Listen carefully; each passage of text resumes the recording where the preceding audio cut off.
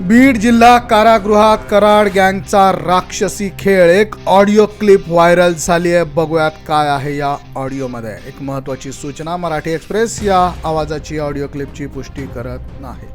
वो रात में उन्होंने मेरे आंग पे आए पूरे. मैं पर डायरेक्ट में था. सुदर्शन भूले, प्रतीक भूले और डायरेक्ट मुझे मारना चालू करे. मैं बात भी कर रहा तो बात नहीं करने दे रहे. मेरा हाथ है तो उखड़ गया, ऊपर हड्डी निकल गई. मैंने बोला तुम्ही जेलरला बोलले का? जेलरला बोललो. जेलर म्हणला जेलर त्यांचाच माणूस आहे, त्यांच्या खूप पैसे गिसे घेत पण.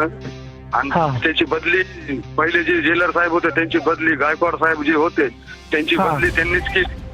और अभी जो जेलर आए चांदने साहब, उनको सुप्रिटेंडेंट बना इन्होंने, करके उनको भी मेरा सुन रहे थे और मुझे डरा रहे, मुझे धमक्या दे रहे. संतोष देशमुख प्रकरण करून टाकीन म्हणले, मला धमक्या दिले.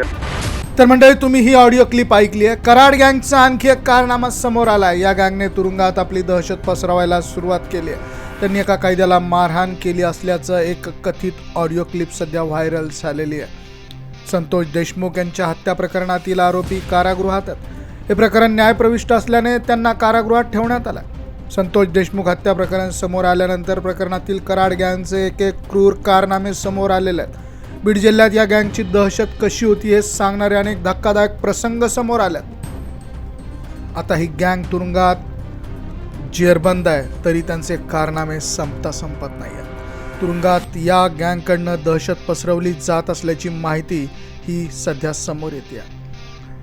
तर संतोष देशमुख हत्या प्रकरणातील आरोपी सुदर्शन घुले, प्रतीक घुले आणि इतर गुन्ह्यातील आरोपी शंकर शेप या